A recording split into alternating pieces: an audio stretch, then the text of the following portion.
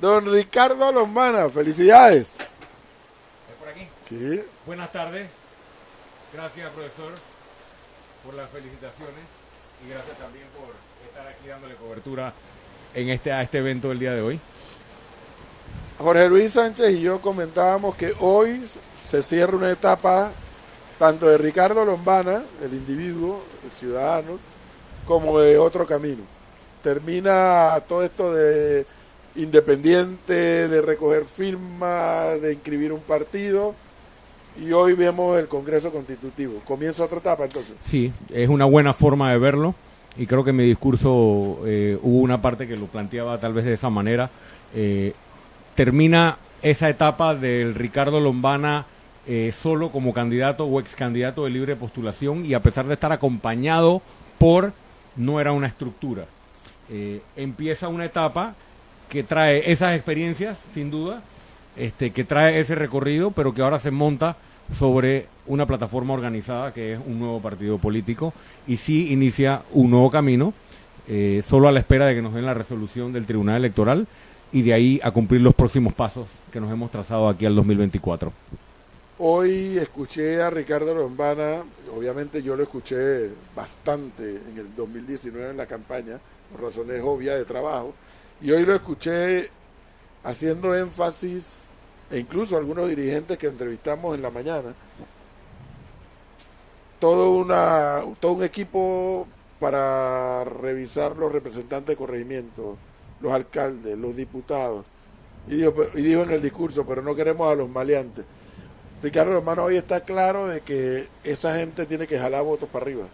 Sí, estamos claros de que los representantes y los candidatos a alcaldes y diputados jalan votos para arriba, pero... Y el candidato a presidente mueve votos para abajo. También, y siempre ha habido esa discusión. Tal vez tú, Edwin, como siempre dices tú, con tu experiencia de tu vida pasada, tal vez tienes un criterio formado sobre eso, pero yo he escuchado opiniones divididas. Hay quienes dicen que es el voto presidencial el que arrastra y a veces el voto de abajo el que carga. En el caso de Cortizo, por ejemplo, cuando ganó la elección pasada, yo creo que lo cargó bastante el voto de abajo, porque ganaron todos los gobiernos locales y ganaron la mayoría de la asamblea, o sea que ahí sí se puede haber dado el fenómeno inverso. En mi caso, yo fui candidato independiente y creo que muchos candidatos independientes a diputados y otros cargos se beneficiaron de esta ola o de este movimiento independiente pues que estábamos empujando. Nosotros estamos ahora con un comité que está analizando, ya después de haber creado un perfil, ya después de haber creado un texto de una declaración que queremos que firmen los precandidatos. Estamos recorriendo todo el país haciendo nuestros listados. Necesitamos buenos candidatos que jalen votos para arriba, pero sí tenemos un filtro. Sí tenemos un filtro porque no podemos postular a cualquiera. Bueno, me llamó la atención eso. Sí. No queremos los maleantes, pero ¿cómo detectas un maleante? Bueno, lo primero es que tienes que firmar la declaración que nosotros te vamos a poner por delante. Que tú me podrás decir, bueno, cualquiera firma cualquier papel, ¿no? Segundo, nosotros vamos a hacer entrevistas de los precandidatos y vamos a hacer entrevistas en las comunidades.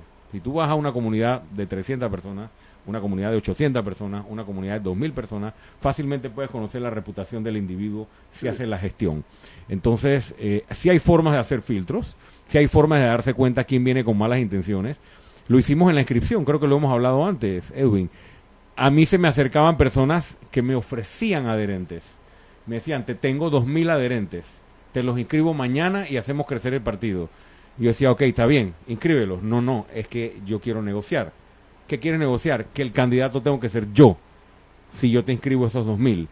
Ahí empieza mal, porque cuando la discusión, y esa es mi postura, no todo el mundo tiene que coincidir, cuando la discusión es solo acerca de cuánta gente yo te pongo aquí, no importa ni siquiera qué piensas, ni cuál es tu propuesta, ni cuál es tu proyecto, estás metiendo cualquier cosa en el partido y estás dándole las candidaturas a cualquier persona que no representa tus intereses. Oiga, la convención o el convertirse en partido político le ha costado un poco de libras, ¿no? Un par de libritas. Sí. Sí, para arriba o para abajo.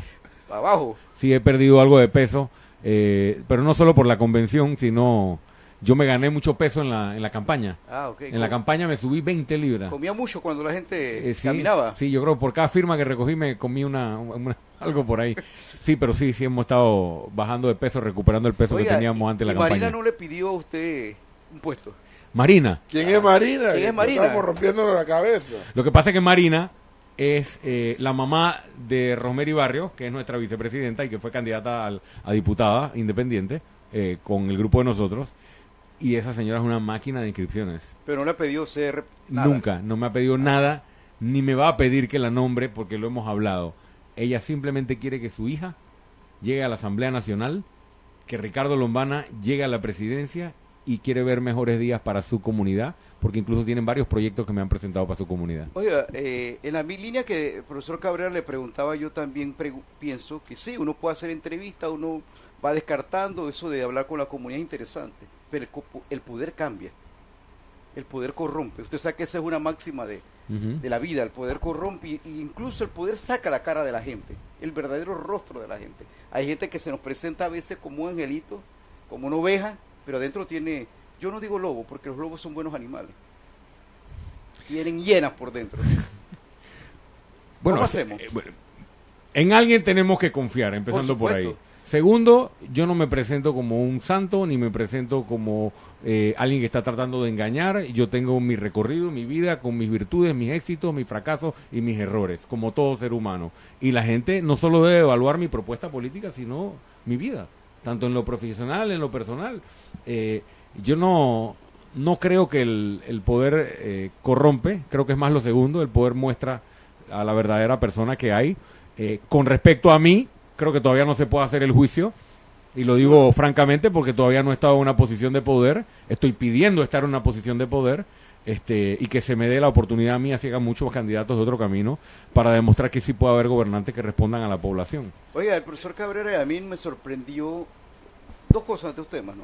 Uno, el nombre de Leonor Calderón, entre las personalidades, figuras que usted mencionó, fue ministra de el primer ministerio de la familia, si no me equivoco, y de los niños y los jóvenes y los adultos. El Minjunfa. Ajá. Y hoy, y hace menos de un mes, renunció al PRD. ¿Está hablado eso o no? Que, no, bueno, hablado la renuncia al PRD, no. Lo que sí se venía conversando, no solo con Leonor Calderón, sino con otras figuras de ese partido y de otros partidos, gente muy valiosa que se ha cansado de estar en partidos en los que no se sienten representados ya, que cayeron en manos del clientelismo, que tienen incluso vínculos, algunas personas con actividades ilícitas, y rendidos ante la corrupción. Se venía conversando, ella tomó una decisión muy valiente de renunciar a su partido, y para mí es una demostración de dos cosas: que hay muchos panameños que, a pesar de que pertenezcan a partidos políticos históricos, son más patriotas que partidistas y están dispuestos a tomar decisiones valientes. ¿Renunció y se inscribió en su movimiento? No, ahora mismo los libros están cerrados. Ah, ok. Entonces ella renuncia recientemente al PRD y cuando se abran los libros esperamos la inscripción de Leonor Calderón y de otras personas que vengan de otros partidos. Perdón, y ese mensaje importante, empieza una etapa nueva, Edwin.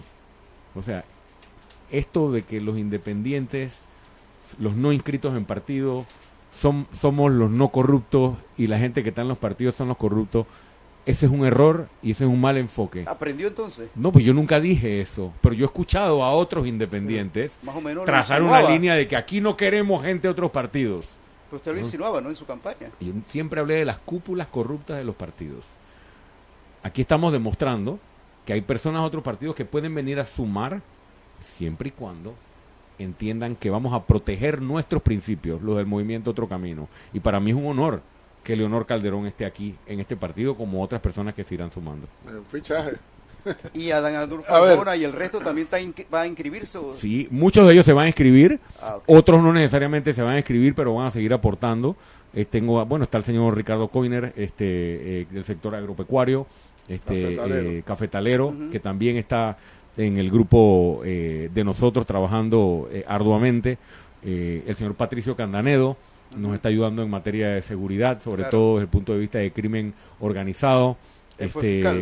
Correcto, fiscal de drogas, ha trabajado mucho pues en materia de crimen organizado. José Antonio Brenes, otra persona vinculada al sector energético. Ha estado trabajando también, liderando nuestra mesa. Hoy mencioné también al doctor Muchet, que nos está colaborando en la parte en el sector de educación. El doctor Javier López, que tal vez usted lo conoció de la otra vida esa, porque él viene del Partido Popular. Sí, no lo ubico. Él está también ayudando o colaborando en la parte de Yo salud. ubico a Esther de Abadi, por amor a Dios. Sí, No. Cuando yo vi eso hoy, yo digo, no, ya. Sí. Hasta aquí llegamos ya. No, Esther Abadi, tenía años de no verla. Sí, ella se ha activado nuevamente Qué bien. y le Una quise gran mujer. le quise pedir que fuera quien proclamara por lo que ella representa, ¿no? O sea, ella es una figura representativa de la lucha que se hizo en los peores momentos Es correcto. del país. Una gran mujer. Y estamos cerca de estar en los peores momentos nuevamente. Entonces, es algo simbólico y es también una persona que ha apoyado mucho el movimiento Otro A Camino. propósito de estar cerca de un mal momento, hoy Ricardo Lombana en su discurso articula lo que tiene que decir. Este barco zarpó, súbanse a él. Bien, eso es de rigor.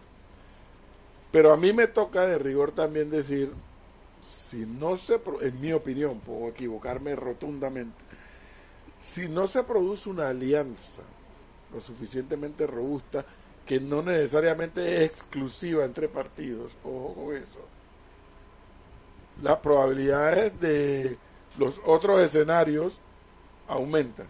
Es decir, Martinelli por un lado, que no sabemos si será candidato o no, él dice que sí, y el partido PRD en gobierno, que legítimamente aspirará a reelegirse.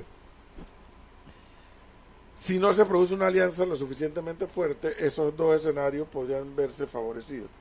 Por el contrario, si se produce una alianza lo suficientemente fuerte, esos dos escenarios se tendrían que poner las manos en la cabeza. ¿Qué me dice Ricardo Lombana? ¿Se produciría una alianza?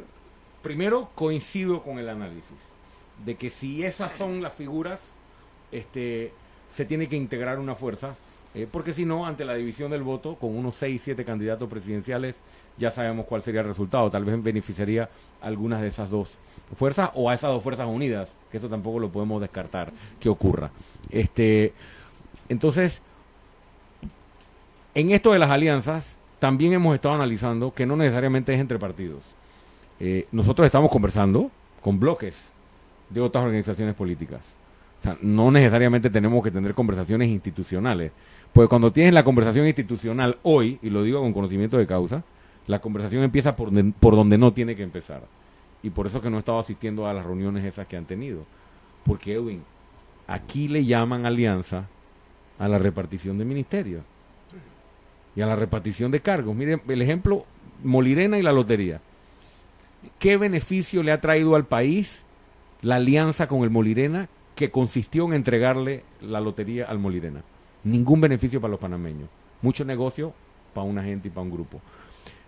Yo no le quiero seguir llamando alianza y le pido a los panameños que no entendamos eso como alianza. La alianza es ponerse de acuerdo en las 5 cosas que vamos a resolver en este país. Y esa es la conversación que yo quisiera tener con los otros líderes de oposición o con los otros representantes de oposición. Lo que pasa es que no veo esa discusión y la he planteado. No veo un interés de hablar de eso. Veo un interés de tenemos que unirnos para ganar. Faltan 2 años y pico para las elecciones. Cuidado con los escenarios apresurados también, porque no sabemos si el señor Martinelli va a ser candidato. No sabemos qué va a pasar con el PRD, que tiene sus propios problemas. Entonces, no creo que deba haber apresuramiento ni adelantar un escenario de alianza. Sí debe haber apertura. Hoy hablé de la apertura en mi discurso. Estamos abiertos a conversar. Estamos conversando con grupos, eso sí, dentro de los partidos. He tenido algunas comunicaciones, tal vez indirectas, con algunos de los otros presidentes de los partidos, pero nosotros teníamos primero que consolidarnos como organización política. Ricardo, cuando usted hace un rato, tocaba el tema ese, Edwin le presentaba los escenarios políticos, profesor Cabrera, y usted en su discurso habló, nos estamos preparando para enfrentar tal vez la candidatura de la corrupción. Correcto. ¿A qué se refería? ¿A una unión de qué de los políticos o de grupos políticos que están en el poder, que estuvieron en el poder? ¿A qué se refiere? Te explico. Hay quienes dicen que por el hecho de que Martinelli vaya a ser candidato, inmediatamente hay que pensar en una alianza. y yo digo, no, pero es que no es una alianza por si Martinelli es candidato. Aquí tiene que haber una alianza para derrotar al sistema político corrupto. Y el representante de ese sistema no es solo Martinelli. El candidato que ponga el PRD, y me disculpa, va a ser un representante de la corrupción. Porque hoy ese partido está más preocupado por la corrupción y por el clientelismo que por resolver los problemas de los panameños. Entonces, cuando yo hablo de que nos estamos preparando para ganarle a quien sea o quienes sean los candidatos a la corrupción, me estoy refiriendo o a Martinelli o al candidato del PRD o si Martinelli no corre, a quien sea el representante de esa corriente que lo único que quiere es seguir pelechando o aprovechándose de los recursos de los panameños. Hace un rato, a eso me refiero. Antes de que usted llegara, cuando hablábamos, yo le decía al profesor Cabrera que usted había centrado su discurso en 4 o 5 puntos básicos, ¿no? Y entre esos arremetió contra el señor Cortizo por el tema del estado de emergencia, por el tema de los medicamentos, por el tema de la corrupción, de la aprobación de corregimiento. Pero en lo personal me quedé esperando que, casualmente, cuando usted habló del Estado, la candidatura a la corrupción no se refiere a Martinelli como figura. Era porque, como decía el profesor, se quería mostrar como el candidato de la oposición o porque en un momento determinado todavía no es el tiempo de enfrentar a este candidato. Este posible candidato. Bueno, yo no mencioné a ningún candidato. Yo mencioné solo a Cortizo. Cortizo no va a ser candidato. Claro. Espero a nada. Aunque no puede ser candidato a presidente. No puede ser. Pero yo no vine aquí a hablar de candidatos. Yo vine a hablar del nacimiento de nuestro partido y lo que nosotros estamos proponiendo en nuestros postulados. Y como nuevo partido, empezar nuestra tarea de oposición. Porque antes era yo solito. Ahora formalmente represento a una organización para hacer oposición. Y dos, el señor Martinelli, ya que me lo pregunta directamente, me parece que tiene un par de problemas que resolver, ¿no? Antes que pensar en una candidatura. Él dice que no, que él ya, eso era parte de la estrategia, fue lo que dijo el fin de semana. Bueno, yo no sé qué va a pasar con él. Lo que sí le voy a decir es que yo no estoy preocupado por si él va a ser candidato o no. Yo veo a mucha gente preocupada por eso. Yo pienso que tenemos que preocuparnos por tener una unificación, si se le quiere llamar alianza, si se le quiere llamar propuesta política, robusta para enfrentarlo a él o a quien sea que haya que derrotar en las elecciones. Y si él es el candidato, hablaré bastante de Martinelli cuando llegue el momento, créame. También usted abrió el compás, como lo dijo hace un rato, hacia el final de su discurso para decir, estamos aquí para hablar de conversar con los que no son maleantes. Cuando usted se refería a eso, me llamó la atención, o pienso yo que, por ejemplo, Ricardo Lombana, perdón, la pregunta era porque anterior a eso y durante todo el discurso mencionó, vamos a tener candidatura a presidente, vamos a tener candidatura a alcalde, a representante, a diputado. ¿La cabeza no está en discusión o sí? La cabeza siempre está en discusión cuando lo ves desde el punto de vista de la democracia interna. Para mí, como aspirante, no lo está. Porque yo me siento seguro de que si tengo competencia en la primaria, la gano. O sea, ¿me entiendes? Porque lo demostró. Sí, yo tengo esa seguridad, pero la apertura existe. Y lo dije cuando el señor Blades en su momento lo dijo, que quería ser candidato, que no sé cuánto, y cualquier otro. Las primarias presidenciales van a ocurrir en su momento, y cuando ocurran, cualquier persona que aspire puede competir. Eso sí, yo me siento seguro de que yo sería el candidato. Pero de una alianza, por ejemplo, lo que plantea el profesor Cabrera, tenemos el escenario del PRD, Ricardo realizando metas, y tenemos los otros escenarios, y se hace no habíamos alianza, habíamos de una reunión o de una agrupación de oposición hacia estos dos partidos. Nadie se ve la cabeza antes de nada. Eso en política, ya sé por dónde va la pregunta, ¿no? Nadie se ve nada. No, que nadie se... No, es que no me quiero agotar en eso, porque yo oigo eso a cada rato, y sin ser parte de ninguna organización política. Es que fulano se tiene que bajar. No, pero yo no te digo que ¿tú te bajarías en el 2022? Si no eres ni candidato, Edwin. No eres ni candidato. No, por supuesto. Pero hay gente hablando de eso. Sí. Hay gente hablando de que se tiene que bajar se tiene que bajar fulano se tiene que bajar, fulano se tiene que bajar. No va para ningún lado. ¿Tú te bajarías en el 2022? No, entonces, ¿de qué estamos hablando? No, eso no va a ocurrir. Eso no va a ocurrir, créame, aquí, si quieres se lo firmo. Eso no va a ocurrir. Eso va a ocurrir el día que se encierren en una oficina y vamos a ponernos de acuerdo. Ese día, no antes. Nadie se baja antes, en la víspera. Nadie. ¿Por algo sabe? Sí, sí. No, es que esto ya yo viví esta historia. Ya bajaste un par de gente. No me la van a contar, a mí esta historia no me la van a contar. Pero la pregunta... Pero se habla de egos también, profesor. Ahí voy. Eso sí, si hay algo que impide producir alianzas fuertes y que incluso logren producir cambios profundos en un país, son los egos. Ahí sí, eso sí. Eso es cierto, y yo creo que ahí hay varias cosas importantes a considerar. Yo siempre he dicho que para mí lo importante es que el país se transforme. Siempre lo he dicho.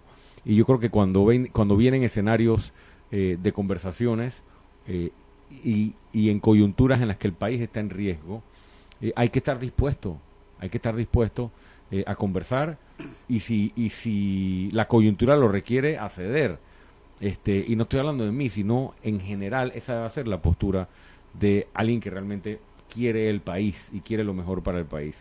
En su momento se verá. Yo hoy me siento de acuerdo a las mediciones que nosotros tenemos, incluso las mediciones que tienen otros partidos, en una posición para invitar a los otros líderes de oposición a que se unan a este esfuerzo para enfrentar a quien sea se pare del otro lado. Pero si hay algo que se le cuestiona a Ricardo Lombana, y no digo solamente yo, porque también lo cuestiono, pero hay otros con los que uno habla por este trabajo. Si yo corro una encuesta mañana, luego de este congreso, Ricardo Lombana subirá 3, 5, 10 puntos X, porque los congresos ayudan al partido y al candidato a subir sus probabilidades. Pero uno de los cuestionamientos que se le hace a Ricardo Lombana es ¿por qué no es más constante en el accionar político? ¿Eso es parte de una estrategia? Bueno, en primer lugar sí es parte de una estrategia. En segundo lugar, estábamos organizando un partido que no es poca cosa y decidimos dedicarle tiempo a lo único que puede ganar una elección cuando no tienes los recursos, que es la organización. Y nosotros le hemos dedicado tiempo a eso. Y tercero, también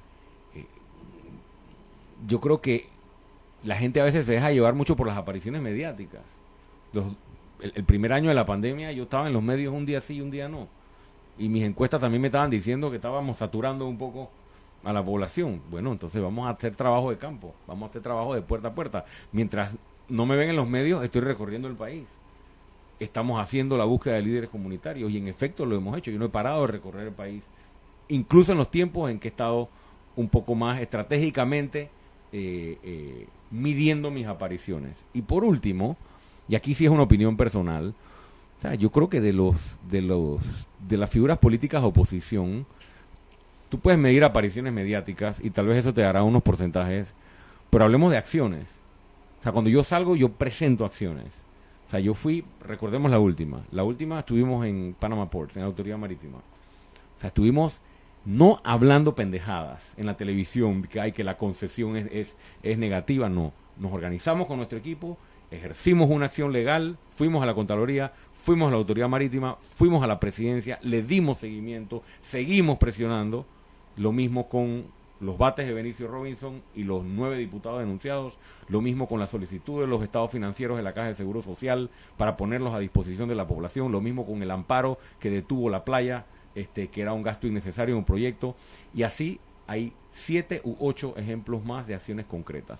Nosotros ahora, eso sí, Edwin, ahora tú no vas a ver intermitente la figura de Ricardo Lombana. Ahora tenemos un partido y ahora represento a miles de panameños que están en esta organización y estos próximos 2 años puedes contar con que va a tener la misma presencia que tenía tal vez después de las elecciones, el primer año y medio de la pandemia. Sus adversarios lo cuestionan mucho y dicen que usted tiene un favoritismo en las televisoras sobre todo. ¿Es cierto? ¿Cómo se siente Lombana cuando escucha eso? Pienso que eso no es cierto. Yo fui el único candidato que no tuvo un comercial de televisión durante la campaña. Si tuviera favoritismo me lo hubieran donado o me hubieran regalado el espacio. Yo saqué casi 400,000 votos sin tener una sola propaganda o un solo espacio televisivo, mientras ellos tuvieron, pagando, pero tuvieron todo el acceso del mundo. Yo creo que eso es simplemente una opinión que ellos tienen. No me siento que haya favoritismo, ni creo que tampoco el cuestionamiento sea justo. El otro, perdón, Edwin, el otro sería, por ejemplo, ¿Qué acerca al movimiento Vamos Panamá? Creo que es movimiento, sí, me parece, Vamos Panamá de Juan Diego Vázquez a Lombana, o no hay punto común o si hay punto común. Bueno, nosotros siempre hemos estado conversando. Antes de que ellos lanzaran Vamos y después de que lanzamos Vamos. La conversación ha sido constante y recurrente. Y lo que nos acerca es la forma de pensar acerca de las soluciones que requieren los panameños. De eso hemos hablado bastante y creo que hay una coincidencia, yo no diría que del 100%, pero bastante alta en nuestra forma de pensar, en nuestra forma de enfrentar la situación de la corrupción, del clientelismo, de la desigualdad y demás. Y yo diría que esos son los puntos en común.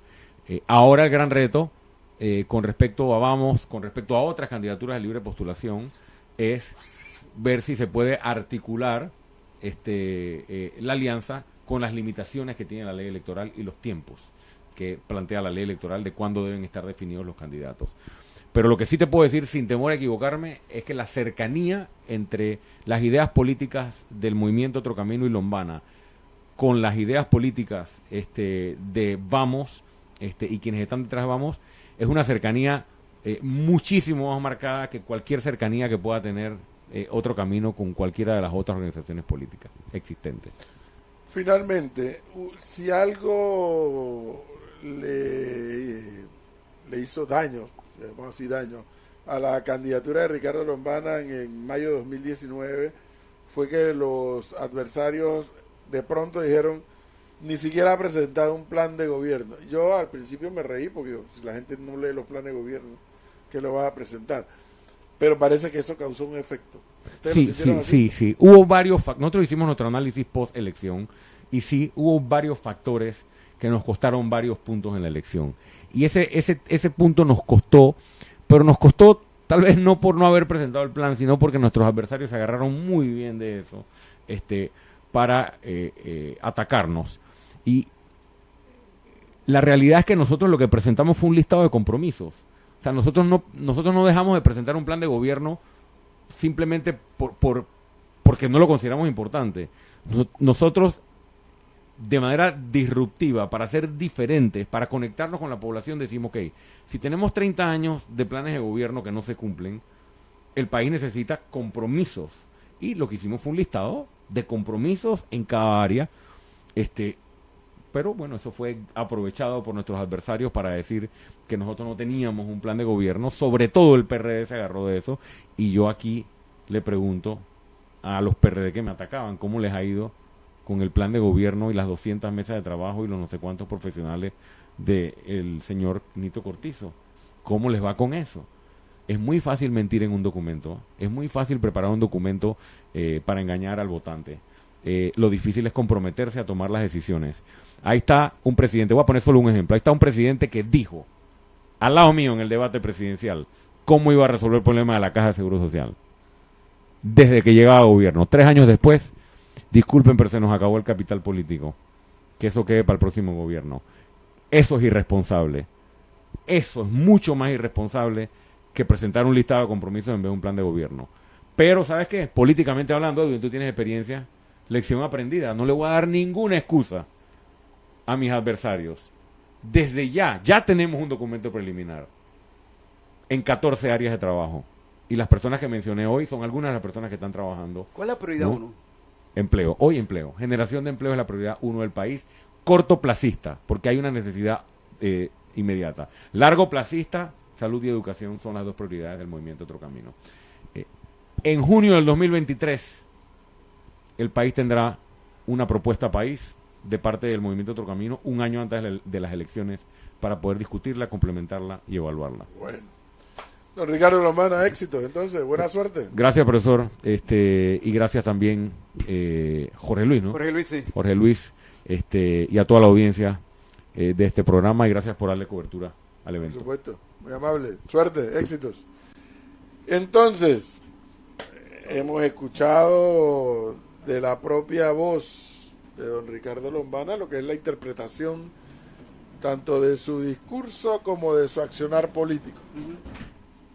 Para entonces, es lo que hay que evaluar ahora. Claro.